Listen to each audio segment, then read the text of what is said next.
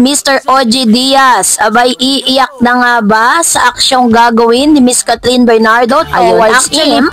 No? So, yun po yung nasagap din nating news na yung kanyang concert po ay may bayad. So, kasabay nito ay very thankful at pinlex ni Miss Catherine Bernardo ang pinakabago niyang painting, no? Sa kanya pong napakagandang condominium. Sabi dyan, a subtle nod to the 90s newest masterpiece in Kat's beautiful eerie. I adore her and the childhood memories she shares, even the one who never got to experience. Amazing how Filipino childhood games can bring back a whole world of memories. Thank you, Miss Catherine Bernardo, Nicole Azares, and visual artist. Ayan. So, yung painting pala na to, nilalaman ito yung mga, parang mga laro, no? Mga laro ng pambata, ganon, na nanineglect na ng generation natin ngayon. Napakagaling naman po ng gumawa nito.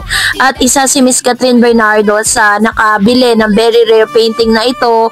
At yan po ay talagang kung tatagal po talaga yan, magkakaroon po ng malaking value. Yan dyan po kasi talaga sila mas nag-i-invest sa mga jewelry, sa pagbili ng mga properties, at the same time, syempre sa mga paintings, no? Yan po yung kanilang pinag-i-investan.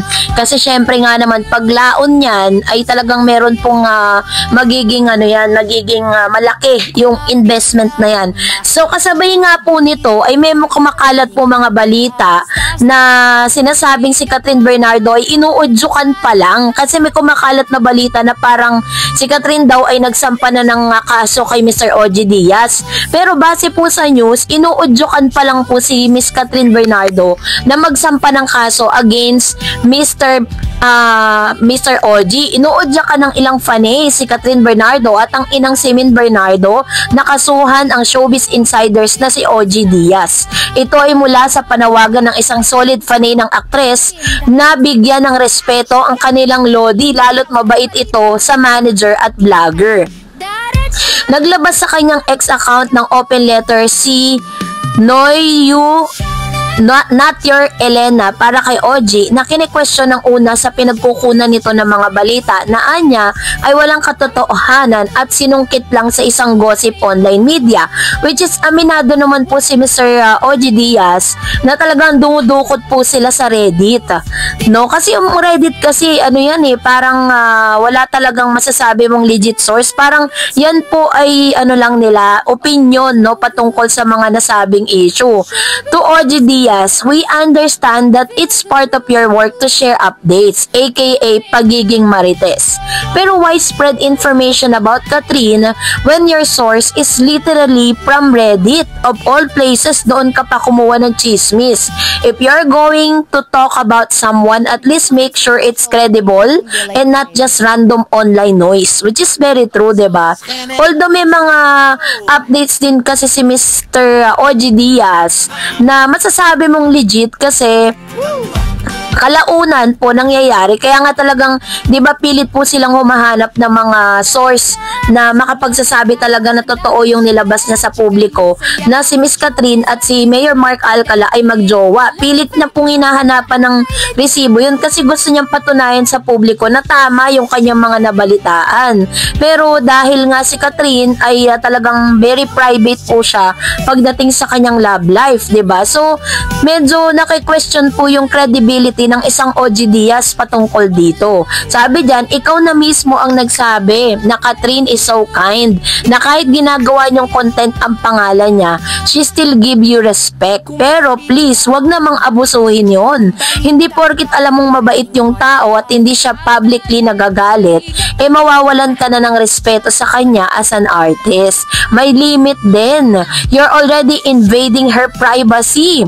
Sana kung sinasabi mo ay puro katotohanan at walang problema, pero kung hearsay lang, that's unfair and irresponsible. Kindness shouldn't be an invitation for anyone to cross boundaries. Ang lalim nun, ha?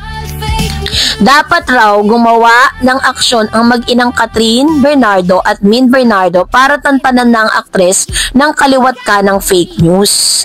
At meron din pong nag-comment si Wine. Sabi niya, hanggat hindi umaaksyon ng Team Catherine about spreading fake news, di yan titigil. Look at Bea Alonzo, tinigilan nila after magdemanda. Kaya sana Bernardo Kat at Tita Min Bernardo, take some action. Wala pang reaksyon o sagot si OG sa mga birada ng mga Catherine supporters sa kanya. So, yun po yung ilan sa mga sa mga news patungkol dito. So, which means para lang po i-fact check natin yung balita na hindi pa po kinakasuhan. Meron po kasi ako narinig na news na kinasuhan na daw. Wala pa pong kasong inihain si Miss Catherine at si Mama Min towards Mr. OG Diaz. So, parang ini-encourage pa lang po yung mag-ina na kasuhan daw si Mr. OG. Lalo na po yung pinaka-latest na sinabi niya na kasama nga ni Miss Catherine na sumilip nga daw ito pong si Mayor Mark Alcala dun po sa video nila kasama si Mama Min kay Dr. IB, which is lumabas, no? So sa mga present na mga resibo na lumabas, yun naman pala, yun po ay boss at isa sa mga asawa ba or parang kasama doon mismo doon po sa Dr. Ivy's clinic, and hindi po siya si Mayor Mark Alcala kasi medyo parehas pag kasi blur kasi yung video na nilabas niya at lang po kasi yun parang in-slow mo nila kaya talagang mag-iiba yung image nung video. So ano kaya magiging reaction ni Miss Catherine at ni Mama Min at lalo-lalo na ni Mr. OG Diaz patungkol sa bagay na ito? So kayo po, ano ang inyong saloobin patungkol dito? Mag-comment kayo sa comment section. And that's it for today. For more videos and updates, please don't forget to like and subscribe, and please don't forget to follow my Facebook page, Dar Eds TV and Dar Eds channel. God bless everyone.